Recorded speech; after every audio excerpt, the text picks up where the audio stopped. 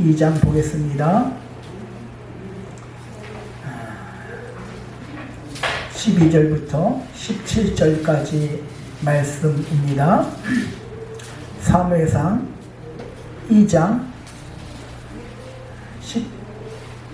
12절부터 17절 제가 봉독해 드리겠습니다. 엘리의 아들들은 행실이 나빠 여호와를 알지 못하더라.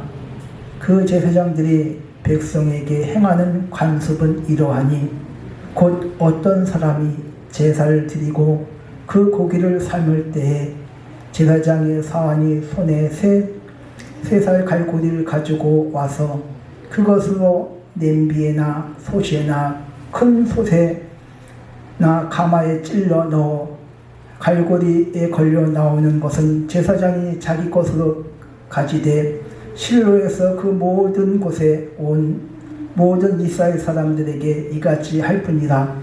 기름을 태우기 전에도 제사장의 사원이 와서 제사를 드리는 사람에게 이르기를 제사장에게 구워드릴 고기를 내라. 그가 내게 삶은 고기를 원치 아니하고 날 것을 원한다가 하다가 그 사람이 이르기를 반드시 먼저 기름을 태운 후에 내 마음에 원한 대로 가지라 하며 그가 말하기를 아니라 지금 내가 내라. 그렇지 아니하면 내가 억지로 뺏으리라 하였으니 이 소년들의 죄가 여호와 앞에 심히 크면 그들이 여호와의 제사를 멸시함이었더라. 아멘. 오늘의 말씀의 제목이 부모 노릇 잘하자. 이 말씀을 가지고 함께 은혜받는 저와 여러분 되어지 바랍니다. 그 아프리카 속담에 아이 한 명을 키우는데 온 마을 전체가 필요하다고 말하고 있습니다.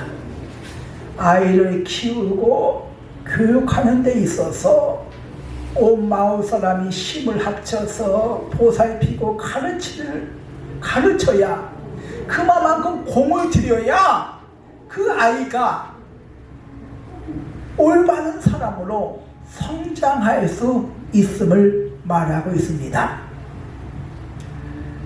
세상 교육의 목표는 출세와 성공에 있습니다. 부모님들은 나는 비록 못 먹고 못 살아도 내 자식만큼은 어떻게 해서든지 공부시켜서 출세시키고 성공시킨 마음이 간절합니다. 그래서 2022년 한국 사교육협회에서 조사한 것을 보면 한국의 1년 동안 사교육비가 26조에 달한다고 합니다. 즉 세계 인구 1%도 안 되는 한국이 세계 전체 사교육비 4분의 1 25%를 사용한다고 합니다. 어마어마한 액수지요. 그만큼 부모는 우리 자식이 좋은 대학 나와서 좋은 직장 취업해서 잘 먹고 잘 살기를 원하기 때문에 공부시키는 것 아니겠습니까? 그러나 신앙의 교육은 다릅니다. 세상 교육은 잘 먹고 잘 살고 출세하고 성공에 있다고 그렇게 그것을 목표로 해가지고 있는 돈 없는 돈 다 끌어서 공부를 시키지만 신앙 교육은 그렇지가 않습니다.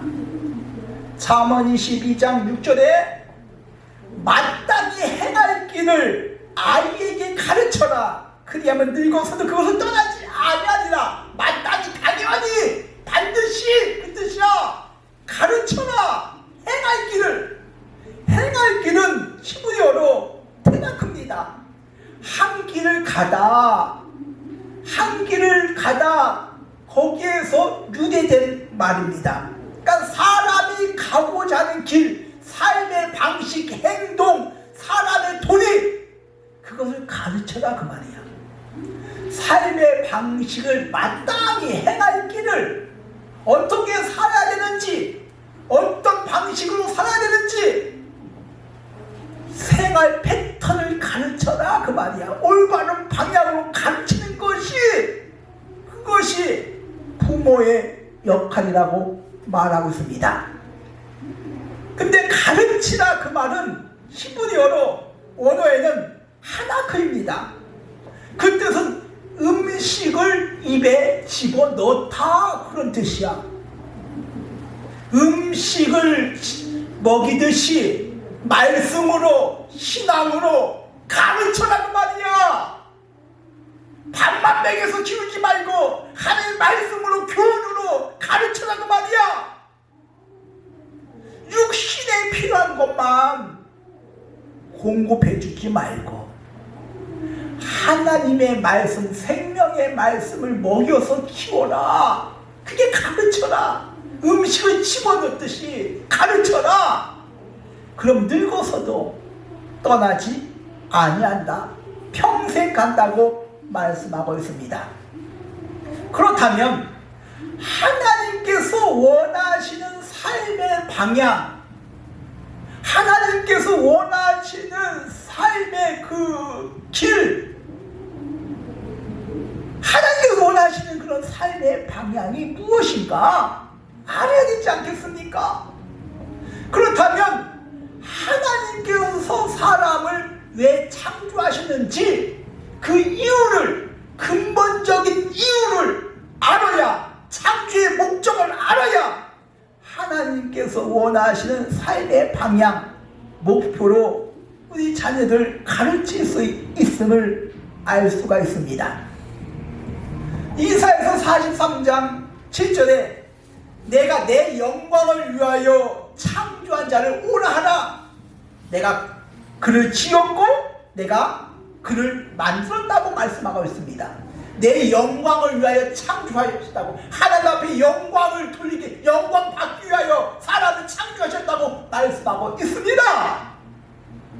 이사야서 43장 21절에 이 백성은 내가 나를 위하여 지었나니, 하나님께서 사람을 만드셨는데 나를 위하여 지었나니 나를 찬송하게 하려 함이다.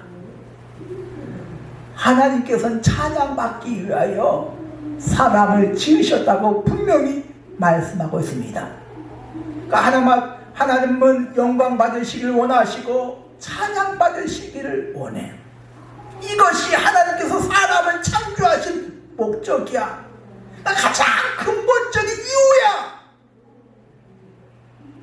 우리의 삶이 첫 번째 방향이 하나님 앞에 영광 돌리고 하나님을 찬양하는 그런 삶을 살아야 될 줄 믿습니다. 하나님은 우리가 출세하고 성공하는 그런 삶의 방향으로 잡으라고, 성공하라고, 반드시 출세하라고 그렇게 말씀하신 적은 한 번도 없습니다. 세례 요한은 요한복음 3장 30절에 이렇게 말합니다. 그는 흥해야 하겠고 나는 세야 하리라. 예수님은 흥해야 되고 나는 세야 된대. 근데 우리의 삶의 목적, 방향이 나는 흥하고 예수님은 세해. 나는 세상적으로 출세하고 성공하는데 신앙은 점점 미약해져. 예수님이 흥해야지. 예수님이 흥해야 되지요. 믿음이 돌돌 자라나야지요. 세상의 흐름대로 살아서는 안 되는 줄 믿습니다. 출세와 성공, 그것을 찾기 위하여 신앙이 세야 되겠습니까? 바울은 이렇게 말합니다. 로마서 14장 8절에 우리가 죽어도 주를 위해 살고 살아도 주를 위해 사나니 사나 죽으나 우리는 주의 것이라고. 나 살아도 죽고도 주의 것이래. 그러니까 주를 위해서 살고 주를 위해서 죽으라고 말이야. 이게 삶의 방향이야, 목표야. 고린도전서 10장 31절에는 바울은 이렇게 말합니다. 먹든지 마시든지 하나님 영광을 위해서 하래. 먹는 것도 마시는 것도 다 하나님 영광을 위해서 하래. 이런 신앙의 말씀이 우리의 생각 속에 있어서 삶의 바탕이 기본으로 깔려 있어야 될 줄 믿으시기 바랍니다. 깔려 있어야 돼. 하나님 영광을 위하여 죽든지 살든지 먹든지 마시든지 하나님 찬양하기 위해서 하나님의 영광 돌리기 위해서 그는 흥해야 되고 나는 새야 된다. 이런 믿음이 먼저 신앙의 마음의 바탕이 되어야 될 줄 믿습니다. 부모가 가장 소중히 여기는 것들이 많이 있지만 자녀보다 자식보다 소중한 것이 어디 있겠습니까? 그러기에 세상의 모든 부모들이 자녀를 위하여 수고하고 희생을 마다하지 않습니다. 간혹 그 어린이집이나 공공장소에서 아이들이 막 뛰면서 다른 사람한테 피해를 주는 경우가 간혹 있습니다. 근데 부모들은 가만히 냅둬 다른 사람한테 피해를 주는데 그 이유가 기죽인다고, 야단치지 말라고 그렇게 말하는 부모도 있습니다. 그런 아이가 자기밖에 모릅니다. 나중에 사회생활 할 때 어려움을 겪지요. 오늘은 어린이 주일을 맞이하여 부모 노릇 제대로 해야 될 줄 믿습니다. 그럼 어떻게 해야 되는가? 오늘 말씀을 통해서 한번 살펴보겠습니다. 엘리 제사장한테는 2명의 아들이 있습니다. 홈리와 비느하스입니다. 오늘 말씀을 쭉 살펴보면 제사장 엘리는 자녀 교육, 신앙 교육을 실패한 것으로 볼 수가 있습니다. 이 제사장은 이때가 사사시대 아니겠습니까? 제사장은 그 당시에 종교적인 최고의 지도자였습니다. 근데 엘리는 제사장 겸 사사였어. 즉 재정일치, 종교적으로도 최고 높은 사람이지만 정치적으로도 최고 높은 사람이 엘리 제사장이야. 그러니까 종교적으로 가장 높은 사람이고 정치적으로 최고의 권력을 가지고 있는 사람이 엘리 제사장이야. 그렇다면 엘리는 그 당시에 권력도 있고 명예도 있고 돈도 있고 남들이 부러워할 만한 그런 모든 조건을 다 갖춘 사람이야. 다른 왜 최고 권력자이니까 사람들의 존경을 받고 명예도 받고 존중도 받고 명예도 있고 돈도 있고 다 가졌어. 근데 모든 것을 다 갖췄지만, 그러니까 세상적으로 성공했지만 자식을 신앙 교육시키는 일에 대해서는 소홀했어. 그러니까 진짜 중요한 건데 돈보다 명예보다 돈을 왜 법니까? 왜 출세하고 성공하기를 원합니까? 부모가? 그 자식들 잘 먹이기 위해서 하는 건 아니겠습니까?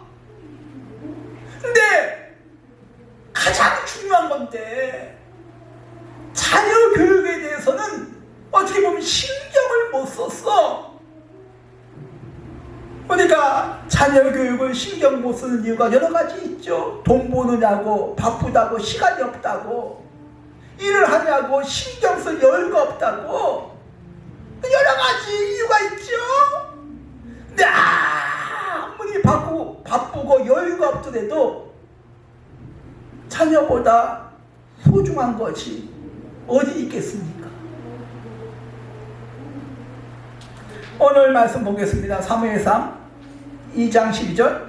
엘리의 아들들은 행실이 나빠 여호와를 알지 못하더라. 먼저 번의 성경, 개역 성경에는 불량자다 이렇게 나옵니다. 불량자다, 행실이 나쁜 것이 아니라 불량자다 이렇게 딱 나오고 있습니다. 원어로 보면 베네 벨리 야엘, 그 뜻은 무가치하다, 해롭다, 그런 뜻이야. 그러니까 우리 자녀들이 세상에 나가 세상 사람들한테 해를 끼쳐 무가치해, 쓸모가 없어, 그런 취급받았으면 되겠습니까?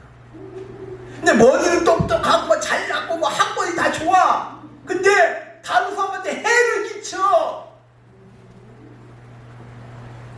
행실이 나쁜 그 뜻은 무가치하고 해를 끼친다는 뜻이야. 세상 사람들한테, 안 믿는 자한테 해를 끼치면 되겠습니까? 하나님 영광 가져서 되겠습니까? 근데 여호와를 알지 못하더라 이렇게 나오죠. 이 홈리와 비느하스는 어릴 적부터 회막에서 제사 드리는 방법을 보고 배워왔습니다. 근데 여호와를 알지 못한대. 이 제사장 그 직분은 세습제야, 세습제. 아버지가 제사장이면 그 아들도 제사장이 돼야 돼. 근데 이게 그러니까 당연히 세습제야. 그러니까 아버지의 뒤를 이어서 제사장이 된 사람들이 엘리의 아들들이야. 근데 여호와를 알지 못한대. 제사장의 직분을 수행할 수 있는 그 자질을 갖추지 않는다면 본인뿐만 아니라 국가적으로도 이거 힘들어져. 어려움을 당해. 세습제니까 당연히 그의 아들들이 이어받아야 돼. 딴 방법이 없어. 근데 여호와를 알지 못하더래.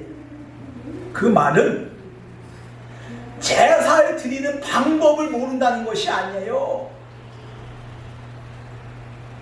지식적으로 하나님을 알지 못한다는 것이 아니에요. 그러니까 예수님을 믿는 지 뭐 10년, 20년 뭐 못해서부터 믿는 사람이 있지요? 근데 이 홈리와 비느하스도 어렸을 때부터 보고 배웠어. 어떻게 제사를 드리는지 그 방법은 뻔해 다 알아. 평생 보고 왔으니까. 여호와를 알지 못한다는 그 뜻은 하나님을 인정하지 않는다 그 말이야. 하나님은 중요하지 않아. 하나님 인정하지 않아. 하나님 믿지 않아. 방법이 아니라 하나님 인정하지 않는다 그 말이야. 엘리의 두 아들 홈리와 비느하스는 하나님의 제사를 오늘 17절에 보니까 멸시했다고, 무시했다고 말하고 있지요. 사무엘상 2장 14절의 그 후반절에 보면 실로에서 그곳에 온 모든 이스라엘 사람들에게 이같이 할 뿐이라 말씀하고 있습니다. 제사를 드리기 위하여 이스라엘 백성들이 실로에 제물을 가지고 옵니다. 제물을 가지고 와서 그 제물을 삶는 중에 14절에 보니까 갈고리를 가지고 뭡니까? 솥이나 그 냄비에 있는 것을 찔러서 강탈해 갑니다.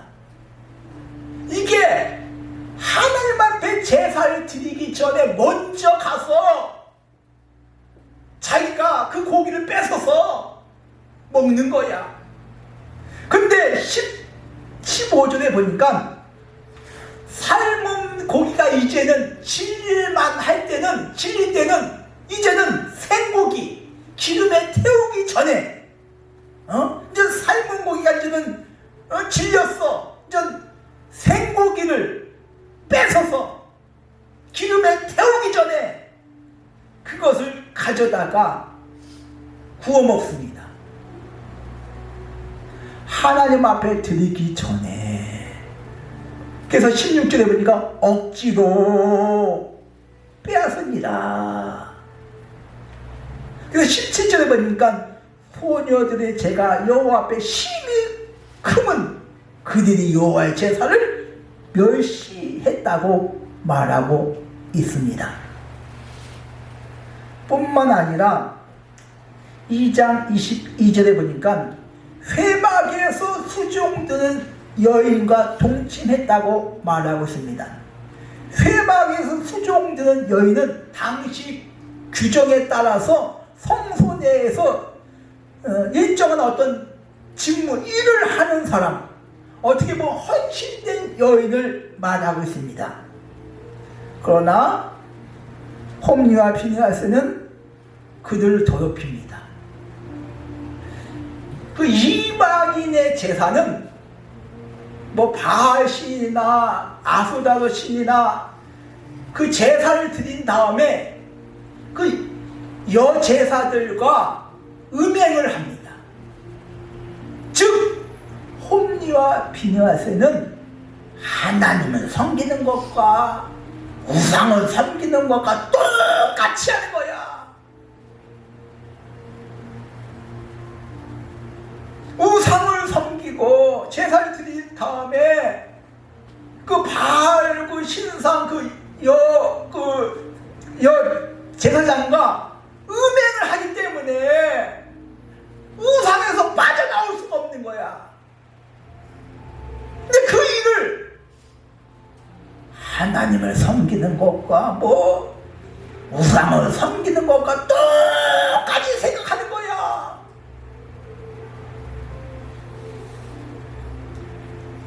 이런 엘리의 두 아들들을 하나님께서는 진노하사 사무엘상 2장 34절에 보니까 한날에 죽으리라 나오죠. 한날에 죽으리라. 결국은 브레셋 전쟁에서 법궤 들고 나갔지요. 근데 법궤는 뺏겨버리고 홈리와 비느하스는 죽음을 당하고 법궤가 뺏겼다는 소식을 듣고 엘리 제사장은 사무엘상 4장 18절에 보니까 의자에 앉아있다가 충격을 받아 의자가 뒤로 넘어져서 목뼈가 부러져 죽음을 당합니다. 결국은 엘리 제사장은 자녀를 신앙교육을 제대로 시키지 못했기 때문에 두 아들도 잃고 자신도 법궤가 뺏겼다는 소식을 듣고 그 충격으로 의자가 넘어짐으로 말미암아 본인도 죽음을 당합니다.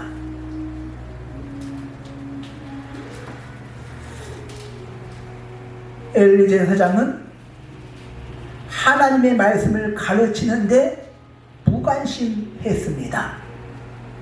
그 예가 사무엘상 2장 23절 한번 보겠습니다. 그들에게 이르되 너희가 어찌하여 이런 일을 하느냐. 내가 너희의 악행을 이 모든 백성들에게 이 모든 것을 백성이 들어노라. 그러니까 이게 한두 번이 아니다 그 말이야. 그러니까 들어서 이미 알고 있다 그 말이야. 근데 가만히 있다가 더 심해지니까 그때서 내가 들었다 그 말 하지요. 2장 14절 보겠습니다. 내 아들들아 그리하지 말라. 내게 들려오는 뭐가 시작? 소문이 좋지 않다. 그러니까 엘리 제사장은 아들의 잘못을 교육하거나 바로 그 잘못을 바로 잡기 위해서 하는 것이 아니라 들려오는 소문이 안 좋아. 이거 가르치고 훈육하기 위한 것이 아니야. 소문이 안 좋다. 그러니까 소문이 안 좋으니까 나중에 골치 아픈 문제가 생기니까 좀 조심하라. 그런 말이야. 어떻게 보면 따끔하게 훈육하고 뭔가 가르치는 것이 아니라 소문이 안 좋다. 소문이 좀 조심하라. 그런 의미 아니겠습니까? 이게 자식을 위하는 길이 아닙니다. 좋은 거 다 해주고 부족함이 없이 다 해준다고 해서 그게 좋은 부모가 아닙니다. 말씀으로 가르쳐야지. 훈육해야지요. 엘리 제사장은 소문이 좋지 않다. 이런 식으로 교육하면 되겠습니까? 이때 나이가 엘리 제사장의 나이가 약 90 가까이 됩니다. 고령이지요. 나이 많은 늙은 부모의 말을 다 큰 자식이 안 들을 수도 있겠지요. 다 큰 자식을 야단치기도 교육하기도 힘들지요. 그러나 할 수 있는 것이 있지 않습니까? 기도 아니겠습니까? 기도 아니겠습니까? 기도하는 자식은 망하지 않는다고 말하고 있지 않습니까? 기도하면서 교육하는 거하고 기도 없이 하는 거하고 다르지요.